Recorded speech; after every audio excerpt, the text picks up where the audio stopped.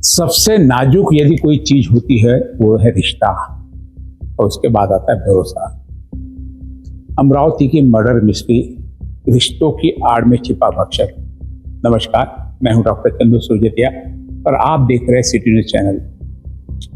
भरोसा एक ऐसा शब्द है जो किसी भी रिश्ते की बुनियाद होता है, लेकिन क्या हो जब साए की तरह साथ रहने वाला वो सबसे करीबी शख्स ही अंदर आपके कत्ल की पटकथा लिख रहा हो।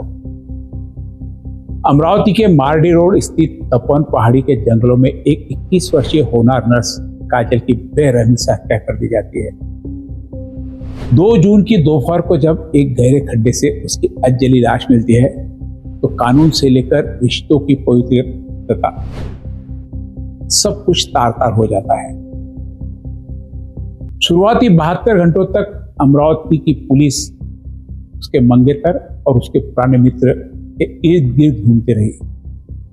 जिला अस्पताल के बाहर प्रहार जनशक्ति संगठन और मृतका का सगा मामा इन कैमरा पोस्टमार्टम और फांसी की मांग को लेकर उग्र आंदोलन कर रहे थे। अमरावती की पुलिस पूरी तरह अंधी गली में थी, लेकिन शुरू होती है क्राइम ब्रांच की स्वतंत्र जांच, जो रिश्तों के सबसे पाक मुकटे को उतार कर रख देती। इस तफ्तीश में असली कातिल का नाम सामने आते ही पुलिस के भी होश उड़ जाते हैं। फांसी की मांग करने वाले प्रहार संगठन और मृतका के मामा के पैरों तले जमीन खिसक जाती है और परिवार वालों को तो जैसे लपा मार जाता। आखिर कौन है वो कातिल जिसने अपनों के ही खून से अपने हाथ रंगे? देखिए हमारी इस विशेष खोजी रिपोर्ट में, रिश्तों की आड़ में छिपा भक्षक। आखिर कातिल कौन है?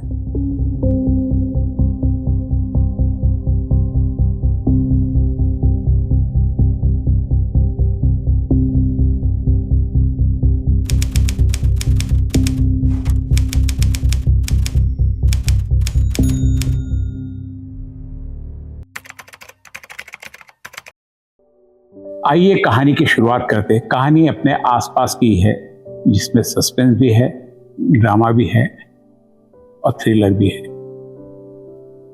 अमरावती शहर से सटा हुआ गांव राजूरा गांव गाड़गे नगर पुलिस स्टेशन के अंतर्गत आता है, जहां 21 वर्षीय काजल अपनी सगी मौसी के साथ रहती थी। मौसी के यहाँ हमेशा उसका आना जाना लगा रहता है। जब भी अमरावती आती है वो मौसी के घर ही रहती है। मौसी भी उसे अपने बेटी की तरह पालती थी। इसी घर में मौसी का लड़का चेतन भी रहता था। काजल और चेतन एक ही आंगन में भाई बहन की तरह हंसते खेलते बड़े हुए। काजल खुद एक स्थानीय अस्पताल में नर्स का काम करती थी। दूसरी तरफ काजल के सगे माता पिता, उसका मामा ग्रामीण इलाके में एक अलग गांव में रहते थे, जो एकदम साधारण मजदूरी करने वाले सीधे साधे लोग। काजल की जिंदगी में एक नई खुशी आने वाली थी। उसकी शादी आने वाली 25 जून को अमरावती के ही मंगेतर से तय हुई थी। हालांकि मंगेतर काजल के माता पिता और मौसी मौसा की पसंद का लड़का नहीं था। परिवार इस शादी के खिलाफ था, लेकिन काजल की जिद के आगे झुककर आखिरकार पूरा परिवार इसके लिए तैयार हो गया था। मंगेतर भले ही बड़ों को पसंद नहीं था, लेकिन वह काजल की मां और उसकी दादी से लगातार फोन पर बात करता रहता था। 31 मई की दोपहर अमरावती में सूरज आग उगल रहा था। मंगेतर की सगी बहन अमरावती के एक अस्पताल में भर्ती थी। काजल खुद एक नर्स थी, इसलिए वह अपनी होने वाली ननद का हाल जानने के लिए अस्पताल जाने वाली थी। काजल ने मंगेतर को 2:30 अस्पताल आने की इच्छा बताई और मंगेतर खुद उसे लेने राजूरा गांव आने वाला था। लेकिन धूप को देखते हुए काजल ने उसे मैसेज किया, बाहर बहुत तेज धूप है, तुम इतनी दूर राजूरा मत आओ। मैं भाई चेतन के साथ आ रही हूं, तुम अस्पताल में ही रुको। काजल का प्रोग्राम तय था कि वह दवाखाने जाएगी, जहां वह मंगेतर से मिलेगी और फिर चेतन उसे तापड़िया मॉल घुमाकर वापस राजूरा लाएगा। काजल शाम 4:30 बजे अपने घर से अकेले पैदल निकली। वह पैदल चलते हुए गजानन महाराज मंदिर की तरफ बढ़ी, जहां चेतन पहले से ही दोपहर 2:30 बजे से अपनी बाइक को लेकर मौजूद था। मंदिर पर दोनों मिले, फिर वहां से आगे सुनसान रास्ते पर पैदल घूमते हुए आगे बढ़ गए। ये हमेशा इस प्रकार यहाँ घूमते रहते थे। इससे पहले भी कई बार ऐसे वो जंगल में घूमते हुए देखे गए। दोनों आगे बढ़ते गए, दोनों बात कर रहे थे और आगे बढ़ते ही जा रहे थे। उधर अमरावती शहर के उस दवाखाने के पास एक होटल में मंगेतर अपनी मेज पर बैठा नाश्ता कर रहा था। वह बार बार होटल के दरवाजे की तरफ देखता, घड़ी की सुइयां निहारता। शाम के 5 बज गए, फिर 6 बज गए, रात हो गई। मंगेतर ने काजल के नंबर पर कई कॉल किए, लेकिन फोन बंद आ रहा था।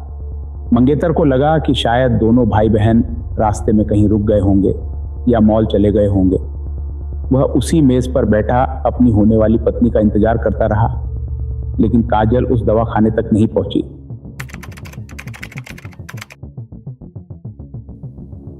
इस बात से घबराए मंगेतर ने 31 मई को ही रात को काजल की माँ और उसकी दादी को फोन लगाया। उसने कहा, मम्मी काजल अभी तक अस्पताल नहीं पहुंची, उसका फोन भी स्विच ऑफ आ रहा है, क्या वह घर लौट आई है?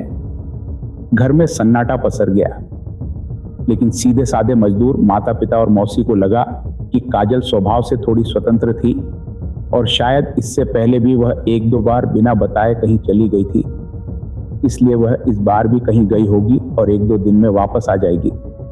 इसी उम्मीद में 2 दिन बीत जाने के बावजूद भी परिवार के किसी भी सदस्य ने या भाई चेतन ने पुलिस स्टेशन में काजल के गायब होने की कोई सूचना दर्ज नहीं कराई।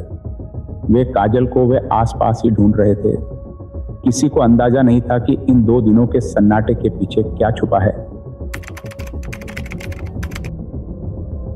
काजल के गायब रहने के पूरे 2 दिन बाद, यानी 2 जून को, तपोवन पहाड़ी के जंगल से गुजर रहे किसी अनजान व्यक्ति को गड्ढे में एक आधा जला हुआ शव दिखाई दिया। उस अनजान शख्स ने तुरंत पुलिस कंट्रोल रूम 100 नंबर पर इस खून की खबर दी। देखते ही देखते पहाड़ी पर लोगों की भारी भीड़ जमा हो गई। सायरन बजाती हुई गाड़गे नगर पुलिस की गाड़ियां मौके पर पहुंची। गड्ढे में एक जली हुई युवती का शव, सिर पर गहरे जख्म थे। 2 दिन से गायब काजल की खबर जब राजूरा और उसके माता पिता के गांव तक पहुंची तो बदहवास हालत में लड़की के माता पिता और रिश्तेदार भी तपोवन पहाड़ी पर उस भीड़ में जा पहुंचे। जब उन्होंने अजले शव को अवशेष और कपड़े देखे तो माता पिता की तो चीख निकल गई। वो उनकी लाडली बेटी काजल ही थी। गाड़गे नगर पुलिस ने प्राथमिक सूचना के आधार पर अज्ञात कातिल के खिलाफ गुनाह दर्ज कर दिया, शव का पंचनामा किया और आगे की वैधानिक कार्रवाई के लिए लाश को तुरंत अमरावती जिला सामान्य अस्पताल में भेज दिया, जहां उसका पोस्टमार्टम होना था। इसके बाद तुरंत केस की संवेदनशीलता को देखते हुए फाइल अमरावती क्राइम ब्रांच को ट्रांसफर कर दी गई। सारी जिम्मेदारी क्राइम ब्रांच की तरफ सौंप दी गई कि इस कातिल का पता लगाना है। 2 जून की शाम जिला सामान्य अस्पताल के बाहर का माहौल बेहद तनावपूर्ण हो। जब काजल के शव का पोस्टमार्टम चल रहा था तब अस्पताल परिसर में काजल के सगे संबंधी, राजूरा गांव के लोग और कई सामाजिक राजनीतिक संगठन के पदाधिकारी भारी संख्या में उपस्थित थे। विशेष रूप से प्रहार जनशक्ति संगठन के पदाधिकारी और कार्यकर्ता वहां आक्रोश जता रहे थे। काजल के माता पिता और रिश्तेदारों ने पुलिस के सामने अपना सबसे पहला शक काजल के पुराने दोस्त पर जताया। उन्होंने आरोप लगाया कि पुराना मित्र उसे बार बार परेशान कर रहा था। इसी खुन्नस में शायद उसने इस घिनौनी वारदात को अंजाम दिया है। काजल कैंपेनिंग माझी मुलगी आता आपल्याला असं नेमकं पहिले काही माहीत होतं, पण ते जे भेट पाहिल्यानंतर आम्ही ते पण तो हा संविधान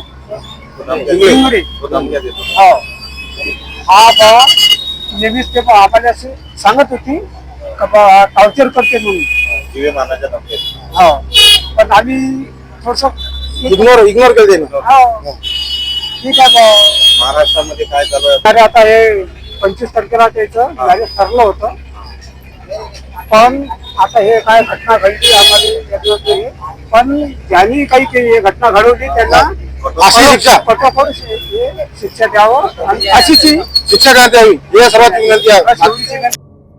रोते विलखते माता पिता संगठन के कार्यकर्ताओं ने अस्पताल के बाहर सीधे नारे लगाते हुए कातिल को फांसी की सजा देने की मांग।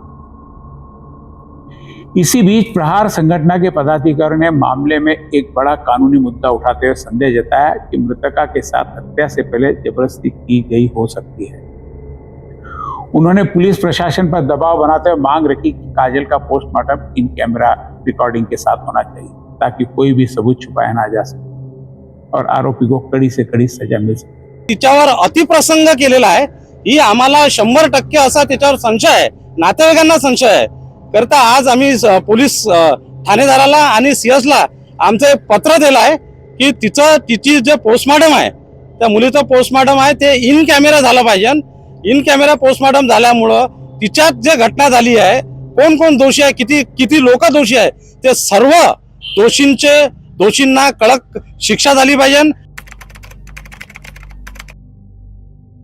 क्राइम ब्रांच की टीम ने जब कड़ियां जोड़नी शुरू की तो परिवार के आरोपों के आधार पर पुराने दोस्त के साथ साथ मंगेतर भी पुलिस के रडार पर आ गया। क्राइम ब्रांच के अधिकारी ने मंगेतर को हिरासत में लेकर उसकी बेहद बारीक, सघन और कड़ी जांच, माइक्रो इन्वेस्टिगेशन शुरू कर दी। उसके होटल में रुकने, उसकी बीमार बहन के अस्पताल के रिकॉर्ड्स और उसकी टाइमलाइन को खंगाला जाने लगा। क्राइम ब्रांच 3 दिनों तक इन्हीं दोनों के इर्द गिर्द घूमती रही, लेकिन मंगेतर और समाधान के खिलाफ कत्ल से जुड़ा कोई भी ठोस सबूत नहीं मिल पा रहा था। 8 तारीख आ चुकी थी, लेकिन क्राइम ब्रांच के पास भी इस असली मिस्ट्री का कोई भी पुख्ता सुराग नहीं था। साथ इसी बीच महाराष्ट्र के DGP, director general of police Sadanand Date का अमरावती में आढ़ावा दौरा था। बैठक में जब इस ब्लाइंड मर्डर का जिक्र आया तो डीजीपी सदानंद दाते ने अमरावती पुलिस और क्राइम ब्रांच के अधिकारियों को कड़ी चेतावनी दी। उन्होंने पुलिस को किसी भी हड़बड़ाहट या अंधी थ्योरी से बचने की नसीहत देने के लिए बुल्हाना जिले के जलगांव जामोद में हुई एक पुरानी खौफनाक घटना का उदाहरण दिया। महाराष्ट्र के डीजीपी सदानंद दाते साहब ने बताया, जलगांव जामोद में एक पुलिस ने ऐसी ही एक जली हुई लाश मिलने की लापरवाही दिखाई। उन्होंने बिना पुख्ता जांच के एक लड़की के सीधे साधे माता पिता को ही कातिल मानकर कटघरे में डाल दिया था और बाद में वही लड़की जिंदा वापस आ गई। उस लापरवाही के कारण पूरी पुलिस महकमे में थूथू हुई है। अमरावती पुलिस ऐसी गलती बिल्कुल ना दोहराए, कड़ियों को वैज्ञानिक और तकनीकी तरीके से जोड़ो। अमरावती पुलिस ने भी उस लड़की का डीएनए टेस्ट करवाया। हालांकि लड़की की पहचान हो चुकी थी, लेकिन जलगांव जामोद की घटना ने पुलिस को चौकन्ना कर दिया। डीजीपी साहब की इस चेतावनी के बाद जांच टीम पूरी तरह अलर्ट हो गई। इसी दौरान इस केस की शुरुआत में टेक्निकल कड़ियां जोड़ रहे क्राइम ब्रांच के अधिकारी संदीप चौहान का ट्रांसफर राजापेट पुलिस स्टेशन में हो गया। केस की संवेदनशीलता को देखते हुए अमरावती के सीपी साहब ने एक बड़ा फैसला लिया। सीपी साहब के विशेष आदेशानुसार संदीप चौहान को राजापेट का चार्ज संभालने के बावजूद इस केस की जांच की पूरी स्वतंत्रता दी गई और इसे अपने हाथ में रखकर पूरी तरह सुलझाने का निर्देश दिया गया। यहीं से संदीप चौहान ने इस पूरे ब्लाइंड मर्डर की कमान अपने हाथ में ली और जांच को एक बिल्कुल नई, स्वतंत्र और तकनीकी दिशा दी। क्राइम ब्रांच के संदीप चौहान ने तपोवन और राजूरा गांव का पूरा दौरा किया। आने जाने वाले सभी रास्तों की गहनता से जांच की और गांव को जोड़ने वाले सभी 5 संभावित एग्जिट, निकासी रास्तों के सीसीटीवी फुटेज खंगाले। 31 मई की दोपहर 4:30 बजे काजल अपने घर से अकेले पैदल निकलती तो दिखी। वह पैदल चलते हुए गजानन मंदिर की तरफ गई, लेकिन उन 5 रास्तों के कैमरों में वह कभी बाहर आती हुई नहीं दिखी। संदीप चौहान समझ गए कि लड़की तपोवन के उस 1 किलोमीटर के ब्लाइंड स्पॉट के अंदर ही थी। तब उन्होंने उस चेहरे पर ध्यान केंद्रित किया जिस पर भाई बहन के पवित्र रिश्ते के कारण पहले किसी ने शक नहीं किया था। वो था मौसेरा भाई चेतन। संदीप चौहान ने तकनीकी सर्वेलेंस के आधार पर चेतन की पूछताछ के लिए बुलाया। जब उसका मोबाइल फोन जब्त कर उसके रिसाइकल बिन को रिकवर किया गया तो पुलिस के होश उड़ गए। चेतन के दिमाग में लड़कियों के प्रति एक अजीब और विकृत किस्म का कीड़ा चलता था। वह अमरावती की सड़कों पर लड़कियों का पीछा करके चुपके से उनकी तस्वीरें लेता था। मोबाइल से लड़कियों के ऐसे ढेरों फोटो मिले और उनमें कुछ फोटो काजल के भी थे, जो चेतन ने तब खींचे जब बेखबर होकर अपने कपड़े बदल रही थी। चेतन के पिता ने उसे दोपहर में कोचिंग जाने के लिए 100 का एक नोट दिया था, जिससे वह पेट्रोल भराने वाला था। कत्ल को अंजाम देने के बाद 21 मई को शाम 5:48 पर जब चेतन सबूत मिटाने के लिए पेट्रोल की तलाश में निकला, चेतन सबसे पहले तपोवन गेट पर स्थित राजू की पान टपरी पर पहुंचा और बोतल में पेट्रोल मांगा, लेकिन राजू ने मना कर दिया। इसके बाद वह सड़क पर भटकते हुए 4 से 5 अलग अलग राहगीरों से पेट्रोल मांगने लगा। अपनी गाड़ी बंद होने का बहाना बनाया, लेकिन किसी ने उसे पेट्रोल नहीं दिया। वहां से नाकाम होने के बाद चेतन वड़ाली पुल के पास पहुंचा, जहां गैरकानूनी रूप से बोतलों में पेट्रोल बेचा जाता था। पेट्रोल पंप पर पेट्रोल 112 रुपये था, लेकिन टपरी वाले ने ब्लैक में 170 रुपये प्रति लीटर मांगा। चेतन ने पिता के दिए 100 रुपये के नोट में अपनी जेब से कुछ और पैसे मिलाए और पूरे 170 रुपये का ब्लैक पेट्रोल, माचिस और सिगरेट खरीदी। वह वापस गया, लाश पर पेट्रोल छिड़का और उसे आग के हवाले कर दिया।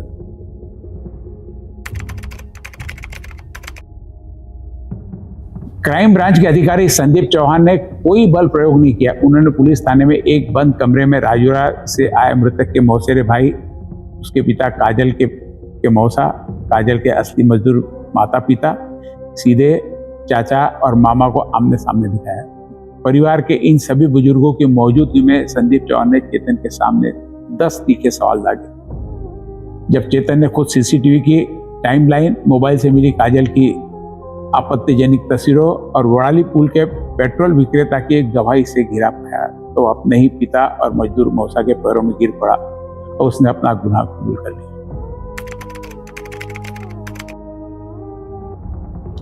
यहीं पर संदीप चौहान के सामने कत्ल की वो खौफनाक कहानी बयां की, जिसने सुनकर सबकी रूह कांप गई। चेतन ने बताया कि उसने वह लोहे की रॉड करीब 1.5 महीने पहले ही गजानन महाराज की पहाड़ी के जंगल के रास्ते में एक पेड़ के पीछे छिपा कर रख दी थी। उसका कहना था कि उस पहाड़ी वाले सुनसान रास्ते पर अक्सर कई बार असामाजिक तत्वों के बीच झगड़े हो जाते हैं और वह काजल अक्सर वहां पैदल घूमते थे, इसलिए अपनी सुरक्षा के लिए उसने वह भारी रॉड वहां पर छिपा के रखी थी। 31 मई की शाम को जब वह मंदिर से काजल से मिला तो दोनों वहां से पैदल घूमते हुए आगे बढ़े। तपोवन पहाड़ी के पास सुनसान जगह लाकर पुलिस का मानना है कि उसने काजल पर गलत नियत से दबाव बनाया। काजल ने रोते हुए इस मौसेरे भाई की इस घिनौनी हरकत का कड़ा विरोध किया और कहा कि वह अभी दवाखाने इंतजार कर रहे मंगेतर और घर जाकर अपनी मौसी और मौसा को सब बता देगी। इसी बात से खपा होकर और बदनामी के डर से चेतन ने सिर पर खून सवार हो गया, पर उसने यह बात कबूल नहीं की। उसने कहा कि उसने पेड़ के पीछे छिपाई लोहे की रॉड निकाली और काजल के सर पर ताबड़तोड़ कई वार कर दिए। काजल के गिरते ही उसने उसे गहरे गड्ढे में धकेल दिया और फिर पेट्रोल लाने गया, लाकर आग लगा दी। सीपी साहब के विशेष आदेश और अपनी अटूट कर्तव्य निष्ठा की बदौलत संदीप चौहान ने राजापेट ट्रांसफर होने के बावजूद अपनी इस पूरी स्वतंत्र जांच को खुद अंजाम तक पहुंचाया। पूरे वैज्ञानिक सबूतों, गवाहों की कड़ियों, इन कैमरा पोस्टमार्टम के फॉरेंसिक साक्ष्यों और पुख्ता कबूलनामे के साथ क्राइम ब्रांच के संदीप चौहान ने कातिल चेतन को पूरे एविडेंस के साथ गाडगे नगर पुलिस के हवाले कर दिया। गाडगे नगर पुलिस ने आगे की कानूनी कार्रवाई करते हुए आरोपी को आधिकारिक रूप से हिरासत में लेकर जेल भेज दिया। भले ही कातिल सलाखों के पीछे है, लेकिन गाडगे नगर पुलिस और अदालत के सामने अभी भी सबसे बड़ी कानूनी चुनौती खड़ी है। अदालत में कत्ल का पुख्ता मकसद यानी मोटिव साबित करना है। चेतन ने पुलिस के सामने यह तो कबूल कर लिया कि उसने हत्या कैसे की, रॉड कहाँ छिपाई थी और पेट्रोल कहाँ से लाया था, लेकिन अब भी अदालत के सामने और पुलिस के सामने इस बात को घुमा रहा है कि उसने ऐसा क्यों किया। क्या यह सिर्फ एक तरफा मानसिक सनक थी या मोबाइल में छुपे उन लड़कियों के फोटो के पीछे कोई भयानक राज था। अमरावती पुलिस सीपी साहब के मार्गदर्शन और गाड़गिनर थाना इस आखिरी सस्पेंस को पर्दा उठाने के लिए चेतन से कड़ाई से पूछताछ कर रहे हैं, ताकि राजूरा में रहने वाले उस बेबस मौसी प्रहार संगठन के आंदोलनकारी और काजल के सीधे माता पिता को पूरा न्याय मिल सके, जिसका संसार इस कत्ल के साथ हमेशा के लिए उजड़ गया था। आप देख रहे थे ये ब्लाइंड मर्डर की कहानी जो अमरावती में ही हमारे परिसर में हमारे सामने घटी है।